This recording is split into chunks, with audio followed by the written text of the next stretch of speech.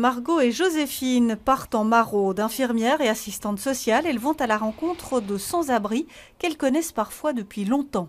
Sur le chemin, elles découvrent un homme qu'elles voient pour la première fois. Le contact passe bien. Il vit dans la rue depuis peu de temps et vient d'Europe de l'Est. Hongrie. J'ai eu des problèmes au travail,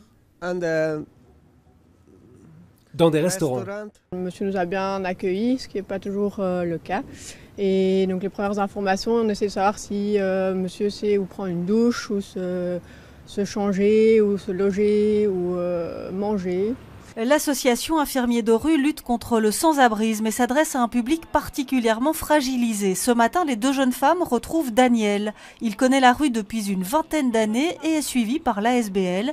Joséphine en profite pour lui administrer quelques soins. Ça fait 3 semaines, même plus, que monsieur a ses fils.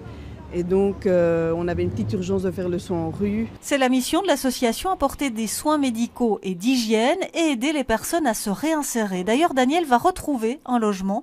Ce matin, Margot lui apprend qu'il peut le visiter dans quelques jours. On avait déjà annoncé à monsieur qu'on avait un logement disponible pour lui et maintenant on a une occasion d'aller visiter le logement. Donc il a proposé d'aller visiter le logement la semaine prochaine ensemble. Oui, avoir son chez-soi, faire son petit ménage, faire sa cuisine et tout. Ben voilà, ça c'est autre chose. Mais ça au moins c'est quelque chose de concret, de convenable. Pour Margot et Joséphine, la maraude continue. 3 équipes de 2 personnes sillonnent Bruxelles chaque jour de la semaine avec l'objectif de mettre fin au sans-abrisme dans la capitale.